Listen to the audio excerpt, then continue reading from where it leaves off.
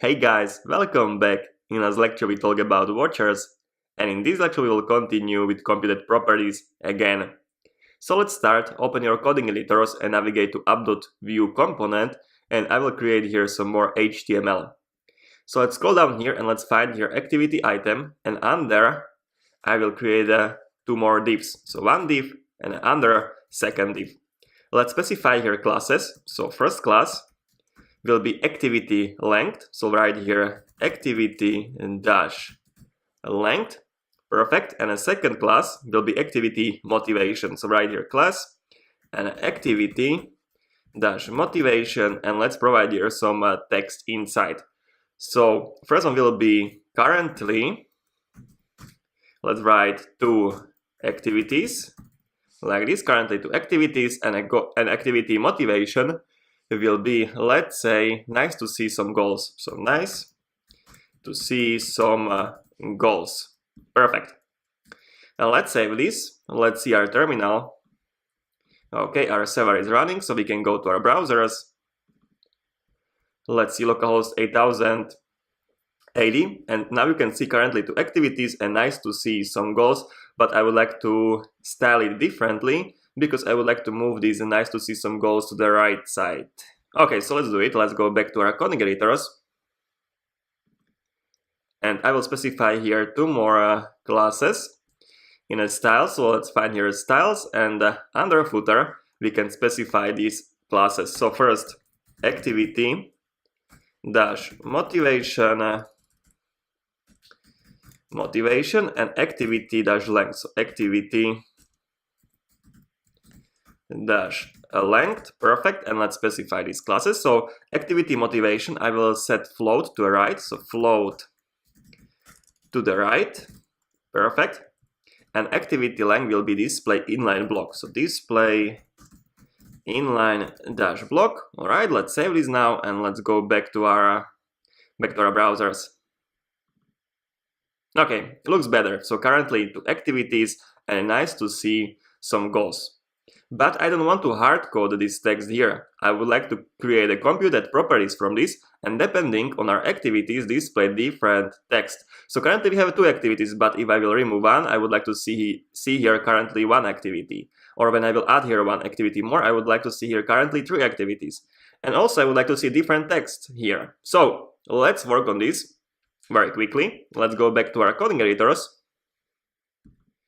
And let's create here new computed properties. So let's find here computed properties. And actually we can remove these watchers. Okay, so let's remove these watchers. And let's add here a new computed property and let's call it activity length. So activity length. All right, and we want to return here length of our activities. As you can see here, activities is an object. So let's find here activities is an object. So we need to transform this object into some kind of array and get the length of this array. So what we can do, we can use a function object keys. Okay, so let's return from here object.keys, and let's write here these activities. All right, and I would like to get the length of this.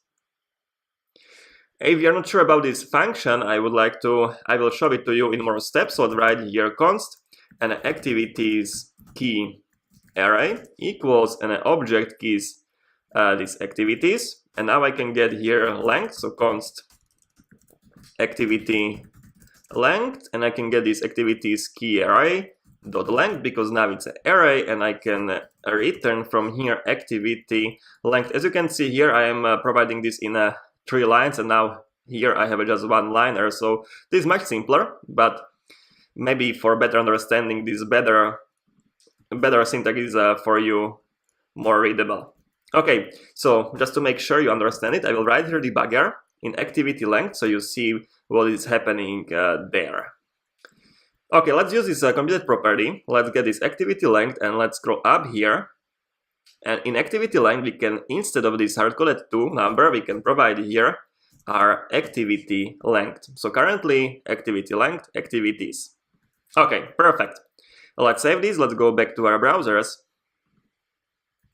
Let's refresh. You can see currently 2 activities, so that's okay. Let's inspect this page, and I will refresh it, so we'll get inside of our code. Refresh.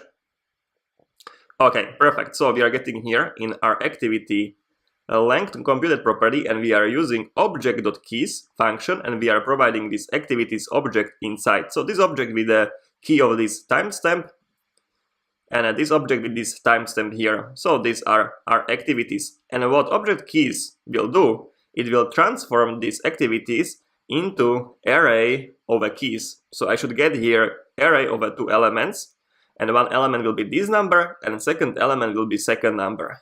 Okay, so let's see. Let's forward execution, and yes, I should explain to you these arrows here. So you can see here this first arrow, this is just a resume script execution. So when you click it, your code will resume, so it will execute line by line, and you will not stop in a debugger. When you will click the second arrow, you will go line by line. So when I will click this now, I will jump on a second line. This arrow here is a step into the function. So when I will find here some function and I will click it, I will step inside of this function, but you will see me debugging a lot in a future lesson, so don't worry about this right now. Okay, so let's click this, so we can step on a second line, and you can see here activities key array, and as I told you, we have an array of 2 elements with our keys of our object. So this way I can use a function here on the array length, and I can get the length of this array, and you can see length is 2. So now I can return this activity length from here, and this is my computed property, what I'm writing on a screen. So currently 2 activities. Very simple, guys. Okay, so let's go back. And let's remove these lines, because we don't need them actually. Just like this. And every time if you don't understand your code, please write debugger inside of a console logs, and it will really help you a lot to understand code flow. Okay, so we have activity length. And let's write here another computed property, and this will be activity motivation. So activity motivation, perfect. And here is something very interesting, because computed properties can depend on other computed properties. So I can use here activity length here. So let's write here if statement, and first I would like to check for activity length. So if I have activity length, and activity length is greater than, let's say, 0, or let's write it differently. Okay, so if I have an activity length, and this activity length is less than 5, then I want to return some string, some text. Let's say, nice to see some goals. So nice to see some goals. Perfect, and we can put a smile here. Okay. Then let's write here else if, and this will be second condition in this if this first one will not pass. So if this goal's length is greater or equal to 5. So if this, not the goal length but activity length, I don't know why I'm still saying goals when we are working with activities.